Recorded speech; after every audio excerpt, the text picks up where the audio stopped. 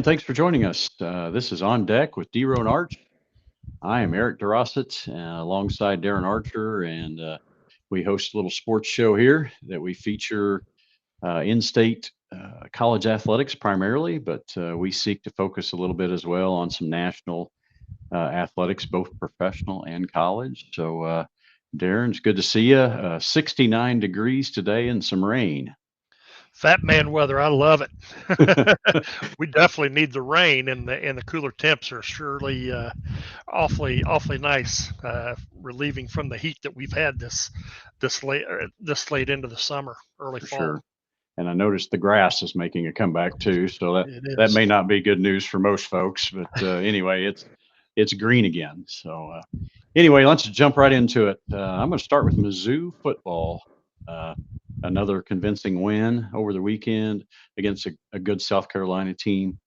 Uh, Offensively, man, they two-headed running game. It seems. Hardy and Roberts both are just they're kind of different stylistically, but the result has been the same for both of them. They just run through big holes and pick up big chunks of yards.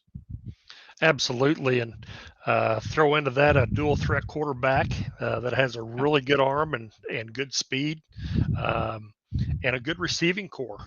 It was kind of a big question mark coming into this season with having to replace some of the key skill positions that were lost, and boy, they're clicking on all cylinders. And a bonus, at least from this past weekend, it looked like the defense is starting to get things figured out, and they will have another game next week against a non-conference opponent and go into their bye week, and that's a pretty good time to really start fine tuning some stuff for that stretch run in the SEC and potentially uh, in the FBS.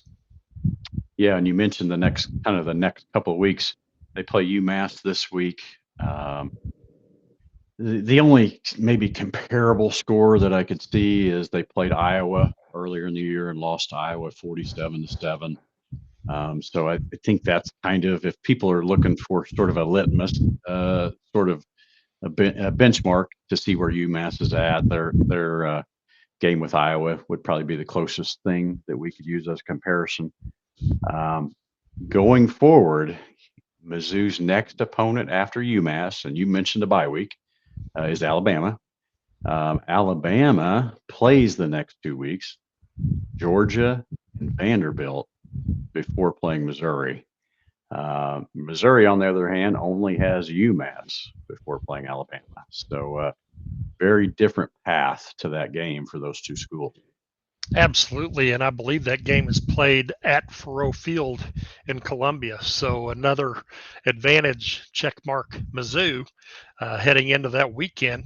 And obviously, you don't want to look too far ahead, but they'll be focused in on UMass this coming week. But that's strategic scheduling right there. The conference gives you your conference schedule, and then you plug in the holes with non-conference opponents as those holes. Become available, and obviously playing UMass and then scheduling that or having that bye week heading into Alabama just gives them an extra week to heal up, rest up, and start preparing for Alabama. Which, boy, to have them at home and coming off of a tough 2 game stretch to have them at your place, that bodes well for Mizzou.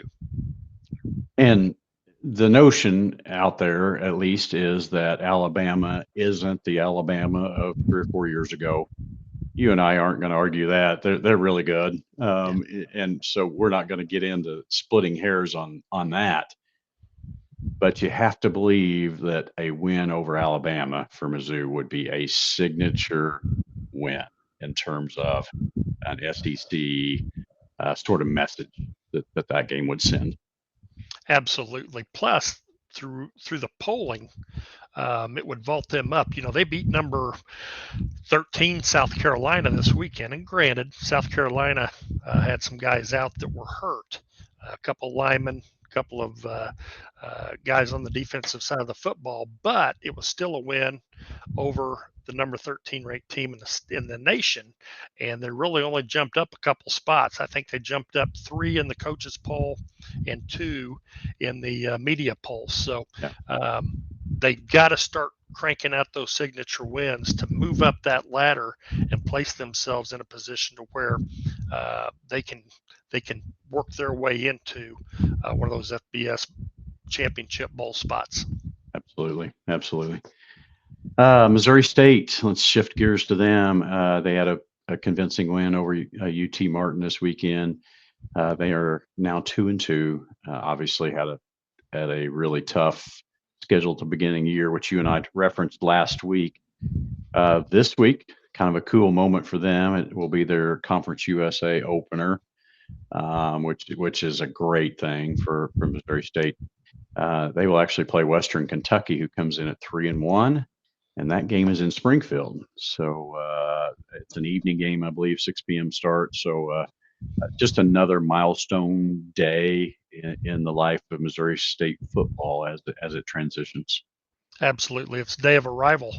They Yeah, arrive at the destination that they announced last year, and it will be neat to watch them in their first year in athletics in general, not just football, but across the board, to see how they fare in Conference USA. absolutely, absolutely. On the national side, Ohio State, I think, is number one in all the polls across the board. I can't remember one that they weren't. And then the next 5 or 6 is just a grouping of Miami, Penn State, Georgia, LSU, and Oregon. Do you sort of see Ohio State as the clear cut number one, or do you feel like somebody out of that group that I mentioned it might be better? As of now, yes, but there's a lot of things that change week to week, and all of those teams play in a very good conference. Um, Yeah. I really like how Miami is playing right now.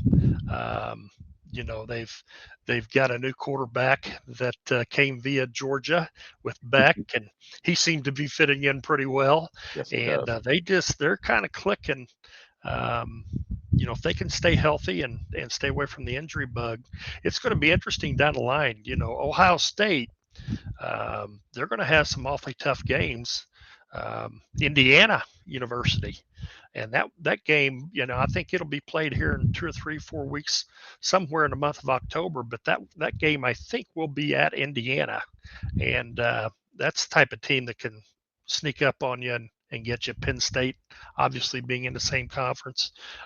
Big Ten's pretty good. USC starting to work their way back up to where we know USC to be in the national scene, and so there's a lot of football left, and things are going to shake out. If people can stay away from the injury bug, it'll be interesting to see how they do shake out here in a month or so.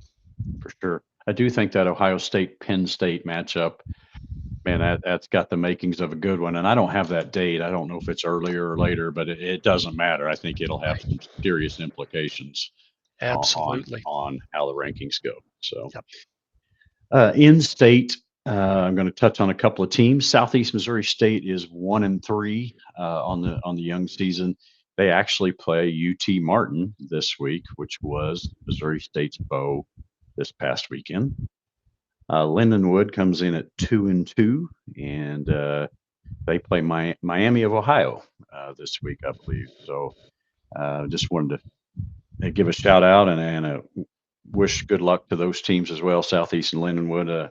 Good luck to you guys as you continue on in your season. Switching to Division II, MIAA, Northwest Missouri kind of stands at the top of that, and I can't remember. They either are in the rankings or getting votes. Is that right, Darren? For the Yes, Division II they've poll? started receiving votes this latest Division II football poll. Gotcha. They're at 3-1, 2-0 in the MIAA. Missouri Southern is 2-1 overall. Central Missouri State 1-2 overall, and Missouri Western 1-2 overall. In the Great Lakes Valley Conference, in-state teams, SBU is 2-1. 1-0 in the conference, and they actually beat, I believe, William Jewell for their conference win. William Jewell is 2-1 overall, and have the lone conference loss to SBU. Lincoln is 2-1. S&T is 2-2. Truman State 2-2. I think what I noticed about that season is young, but obviously all 5 of those in-state teams in the GLVC are 500 or above. So certainly holding their own there. Absolutely, and that's going to be a dogfight. University of Indianapolis is nationally ranked, who's in the GLVC, along with some other very good teams. So that GLVC is going to catch some people's eyes this year, and there'll be some awfully good football games throughout this fall in that conference. Well, and it's kind of what you and I have talked about often on this show is those teams just take turns beating each other up. And kind of like the MIAA, I mean, it's just week after week you're playing somebody that's just pretty good and somebody that knows you pretty well. Right. And so the familiarity side of it, the rivalry side of it, the conference affiliation side of it, you throw all those pieces together and it makes for some really good football and just across the board, good athletic competition. Be fun to watch. Evangel, they are 3-1. They lost their first game this weekend, so they're now 3-1. As I mentioned, they are actually on the road, I believe, this weekend, if I have that right, Darren. And they play Friends University out of Wichita, Kansas, and Friends is 4-0 coming into this game, so that sets up to be a good one. Yeah. Evangel's still receiving votes. They're in the thick of their conference season right now, and a lot of the success that they potentially could have will determine if they're able to get back to the national tournament, NAIA national tournament at the end of the season. Yeah, and certainly this game, would have serious implications. Probably more implications if they lose it than if they win it. It would seem to me, but either way, it all counts. So Sure. good luck to Evangel as they go to Wichita this weekend. Hopefully, they come back to Missouri with a W. So I think that's all I have for football in the in-state. So I'm going to take us to break. Last week, Darren and I started something. We're gonna give it a name this week. We're gonna call it Hold'em or Fold'em. And in this scenario, I give Darren about 3 different teams. It can be professional or college. We're not going to use in-state teams because we want to be supportive of all those teams. So we're not going to root against any of those teams. But hold them or fold them. I'm going to throw a scenario and a team at Darren, and he has to tell me whether he's going to hold or whether he's going to fold with that team. So that's coming up right after the break. So if you'll stick around, we'll have that for you next.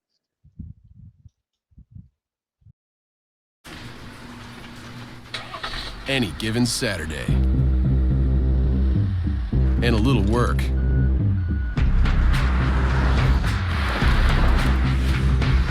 And a little play. Hey, little help? And a truck that says no to nothing. Hi, Dad. Can I give them a ride? Yeah. The Silverado Trail Boss and Chevrolet. Together, let's drive. Leaders know there's no guide to greatness. When everyone else says something can't be done, they know it only hasn't been done yet. True leaders weather the fiercest storms and look deep within themselves to rise above and help others find their way forward. At Great Southern Bank, we're proud to partner with visionaries that help raise the tide for all of us. And when you're ready to bring your vision to life, we'll be right behind you with award-winning support. And welcome back to DeRo and Arch. I'm sorry, On Deck with DeRo and Arch. I got ahead of myself there. Second segment of our show this week, and this is actually our second show of season 2. So if you haven't seen some of our other episodes, I think many of those are on YouTube. If you'll just go back and check those out on YouTube, we'd love to hear any feedback that you would have for us. we've actually started a new segment in season 2, and we gave it a name this week, Darren. And this was actually your idea. I'll give you the credit. The name of this segment is called Hold'em or Fold'em. And in this segment, I give Darren 3 different teams, national teams. They are not in-state teams, and sort of give him the backdrop information. And he has to tell me, if it were a card game, if he would hold them or if he would fold them. So, Darren, are you ready for this week's challenges? Let's do it. I'm feeling lucky. All right, man. Here we go. The first one is the Baltimore Ravens. Okay. Really good football team on paper. I mean, really good. They are 1-2 on the season. Their losses, however, are to the Bills in a heartbreaker and to the Lions. They beat the Bengals, so that makes them the 1-2. This week they have Kansas City. Following week they have Houston. The week after is the Rams. Okay, so 1-2. Next 3 games: KC, Houston, and the Rams. Where are you at with the Ravens? Boy, they're too good to say fold them. But I almost have to say fold them. Wow. I think if you ask me, they play Kansas City this Sunday. I think if you ask me next week, I'd probably have a little more definitive answer for you. Sure. For sure. We'll just do that next week. I'm going to have to dummy through this hand. I'm going to have to try to catch somebody off guard. But Yeah. I'm going to say right now, fold them just with what they have ahead. They can find themselves on the outside looking in, mid-October, and really having to win some games to be able to make the playoffs. Now, could you imagine if they made the playoffs as a wild card team and you had to face them the very first wild card weekend? That would be tough. But right now, I'm going to say fold them. I got you. What about and you? Hey, well, and I'm thinking about this Ravens Kansas City game. It's really early in the season to say it's a must win, but my gosh, it kind of feels that way on both sides, in my opinion. Like, feels like a must win for Kansas City, and it feels like a must win for the Ravens, in terms of, whoever wins that game can kind of tread water and get right. I think if you lose it, now everything's magnified. I think I'm with you. I might lean towards folding with the Ravens right now. You and I have coached for combined close to 70 years. Okay. And we're all into the coach speak and things like that. But it reminds me of a statement that's been made is you're not going to win the Super Bowl the first month of the season, but you can sure lose it there. And that's kind of what this weekend feels like for both Baltimore and Kansas City. And who would have thunk it? Yeah. Into this year, you got to put those two up top of having a good shot of at least making the divisional championship game. Absolutely. And before I move on, I'll just throw this out there. I mean, the Ravens schedule, first 3 out of 4 games, Bills, Lions, and Chiefs.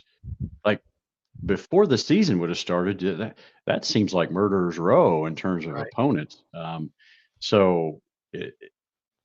mean, are they justified in being 1-2? Maybe. I mean, with that schedule, but big game for the Ravens this week against Kansas City, and vice versa. Right. Agreed. Next one.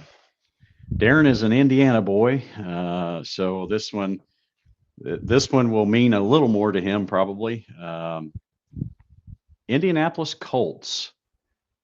Okay, this one's a good one. They are 3-0. Okay, which we wouldn't have guessed by any stretch. They have beaten Miami, who's 0-3. They beat Denver, who's 1-2. And they beat the Titans, who are 0-3. Okay, so that's who they played to this point to get to 3-0. Okay, the next 3 games they have are the Rams, the Raiders, and the Cardinals. Okay, their division consists of the Jaguars, the Texans, and the Titans. So, Darren, hold 'em or fold 'em right here. Buddy, I'm holding and all in. All Love it. in. We have Love a it. resurgence of Daniel Indiana Jones, and I kind of like the way this team is made up, and their defense is pretty salty. Right. Now, have they played the toughest competition in the league to this point? No, but I would have bet a wooden nickel on them heading into the season No. because there were a lot of unknowns. You had two young, unproven quarterbacks that were basically fighting for a starting position on a team that won a handful of games last year, and you're thinking heading into the season, man, if this team can get to 500, that's a pretty good year. Well, Right. now that you're sitting at 3-0, those expectations rise, and I kind of like the way things are set up. Their division's horrible. Right. Yeah. They're bad, and if they can take care of business in their division, I could very easily see themselves backing into a top 3 spot and having a good draw or possibly a bye wild card weekend. Sure. And I mean, like you said, their division is not strong. They play home and away with each one of those. So there's 6 games that seemingly they're in just when it starts. Right. So I mean, it sets up Putting you nicely on for the them. spot, DeRo. You holding or folding, buddy? Based on their schedule and their division, I'm holding. I mean, now I don't think they're going to make a big deep playoff run or anything like that. But hey, they got a real shot at being 10-6 or something like Sure. that. They're 10-7, I guess, when this is Yeah. over. So, uh, yeah, for sure. And you mentioned just all the unknowns. Their owner also passed away, fairly recently in terms of that, and so there's even a transition all the way at the top. Yeah. It's still in the family, the ownership, Yes. obviously, but just like you said, just transition from top to bottom. So a 3-0 start, I think Indianapolis would have taken it before the season started. Absolutely. Yeah. All right, the next one, last one on the Hold'em Fold'em. I'm going to kind of throw 2 teams together here. We're going to Major League Baseball on this one. Toronto Blue Jays and Seattle Mariners. They have the top 2 spots in the American League. They have the top 2 best records in the American League, which is crazy based on the Red Sox, Yankees, Tigers, all the teams that are over there. Interestingly enough, and this was in our lifetime, they were expansion teams the same year.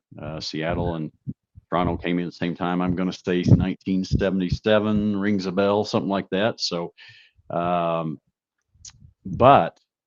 my question for you is, can one or both of these teams hold off Red Sox, Yankees, Tigers, and make it all the way to the World Series? Like, are they geared for that? Tell you what, I'm holding with Seattle. Okay. They made some very good moves at the trade deadline, which I think kind of put them over the top. Right. I really like the way they're playing right now. I think we talked off air, and you had mentioned that they've won 9 out of the last 10 games. Right. And well, that's where you want to be heading into playoff time. There's obviously a lot of factors that play into a week from now, and matchups, things like that. But I really like the way they're set up. With Toronto, I'm more fold'em. I think they've got a good top of the rotation. I'm not sure if they get into a 5-game series that they're going to be able to throw that person out there. You're looking at Max Scherzer. When he's on, he's very good. But more recently, he's been off. And gosh, I think Kansas City hung 21 on him last week. And I mean they just had their way with him. So I'm hold them on Seattle, fold them on Toronto. Yep, I agree on both of those. Seattle's trade deadline guys were really great ads, and they, front office did a really nice job of, in my mind, taking a team that was pretty good and just tweaking them to where they were really, really good. The other point you sort of alluded to was they're getting hot at the right time. And you and I also mentioned off air about the Tigers and how they had a stranglehold on that division since April, seemingly. Had been in first place since mid-April, let's say, until maybe yesterday or the day before yesterday. And they're not hot at the right time. And hey, they're a nice ball club and have been a nice ball club all year. But baseball, all sports are, whoever's hot at the time. But it seems to me that baseball is more so that way. If you got teams that are hot coming into the playoffs, they can make a long, deep run in the playoff situation. So I'm with you. I'm going to hold on Seattle and probably fold on Toronto. So good stuff right there. That's I'll have to do some more research and come up with some things for next week and kind of keep you guessing here a little bit for next week. Sounds great. I look forward to it. We're going to shift gears here, and I'm going to throw this back at you. We're going to shift gears to some in-state college athletics, probably more small side. And folks, I also want you to know when we say small colleges on the air, that is not a dig. We love the small school setting and on the college side. I think there's a lot there to offer, and so we don't want to ever paint the message that we're just highlighting just the small colleges. That's not what we're trying to do. In fact, we're trying to do the opposite, trying to shed some light on some really good programs and teams. And so just know that's really important to Darren and I to spread the word. So I'm going to turn that your way, maybe with some volleyball, soccer, cross country, some things like that, Darren. Absolutely. Let's take a look at the latest national rankings and how Missouri colleges and universities are faring in each individual sport. NCAA Division I volleyball, Mizzou comes in this week at number 21. As we are recording this show, they are playing number 13 Texas A&M. The SEC is chock full of nationally ranked teams and great competitions. So Mizzou, I think, had to replace 10 players from last season, and they seem to be hitting on all cylinders with all the new faces. In Division II, Missouri Western comes in at number 24, and the University of Central Missouri is receiving votes. At the Division III level, Washington University is currently number 5. They moved up 2 spots this week to number 5. In NAIA college women's volleyball, Central Methodist, Park University are both receiving votes, and Missouri Baptist comes in at number 10 in the nation. They moved up 4 spots this week. In JUCO volleyball, Mineral Area is number 15 this week in the latest polls. In men's college soccer, NCAA Division I coaches poll, St. Louis University is number 8 in the nation. In the NCAA Division II men's college soccer rankings, Lincoln comes in at number 10. They've moved up several spots from last week. NCAA Division III is Washington University out of St. Louis. They currently hold the 12th spot in the national rankings. And NAIA Missouri Valley comes in at number 25. Women's college soccer, NCAA Division II, University of Central Missouri is number 10, and Maryville out of St. Louis is number 11. Missouri Western from St. Joseph is also receiving votes. At the Division III level, you've heard this name before, Washington University is currently sitting at number 5. They are last year's defending national champions at the Division III level. And at the NAIA level, Missouri Valley women soccer come in at number 6. Central Methodist is number 18, and Columbia is receiving votes. At the JUCO women's soccer national rankings, St. Charles Community College is number 5 in the nation. And then taking a look at cross country, And men's cross country national rankings, NCAA Division II, Northwest Missouri State is number 11. And NCAA Division III men's cross country, Washington University is receiving votes. At the NAIA level in men's cross country, Columbia is receiving votes. And then at the JUCO level and NJCAA Division I, Crowder College is number 5 in the nation. In Division II, State Fair men cross country team is receiving votes. And in Division III, Mineral Area is number 7 in the nation. And then to cap off our state's national ranking is women's cross country at Division II level. Northwest Missouri State is receiving votes. Washington University comes in at number 5. Crowder Community College at the NJCAA level comes in at number 4. State Fair in the Division II, their women's cross country team is number 18. Mineral Area is number 4 in Division III, and I believe they are last year's NJCAA Division III national champions.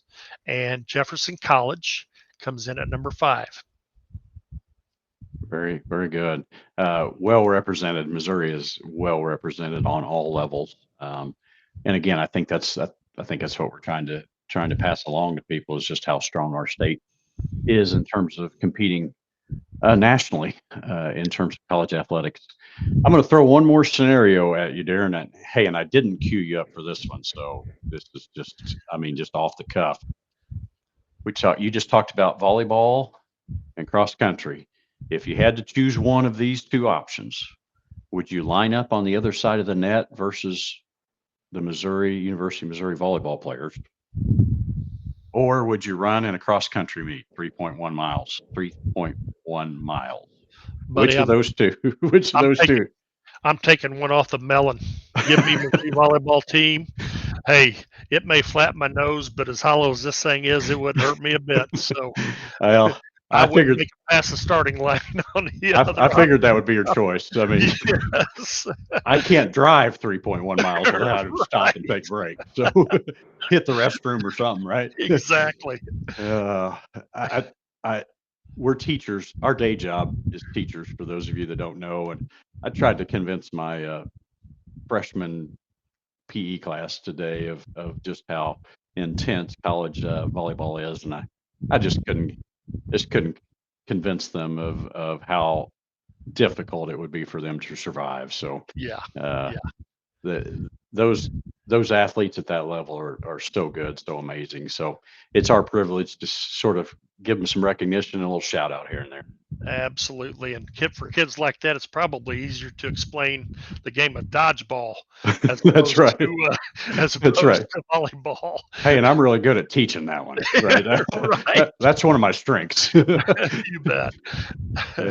Well, it's been fun, Darren. I appreciated the chance to just catch up with you on some things, all things sports, actually. So thanks for joining me tonight. You bet. Had a great time. And for those of you that are interested in not only college sports throughout the state of Missouri, be sure to follow us for high school updates. You can follow us on X at Missouri_sports, and give DeRo a follow at DeRo, capital D, capital R, _ on deck on X. Or be sure to join us on any of our other social media platforms. Absolutely. Again, thanks for joining us. We typically do this show weekly, so check us out weekly, and please give us a shout out and communicate with us. We'd love to hear from you. This is Eric DeRosset for Darren Archer, and you have watched On Deck with DeRo and Arch, and hopefully we will see you next week.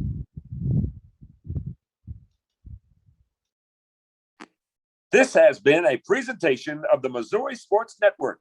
Thank you for tuning in.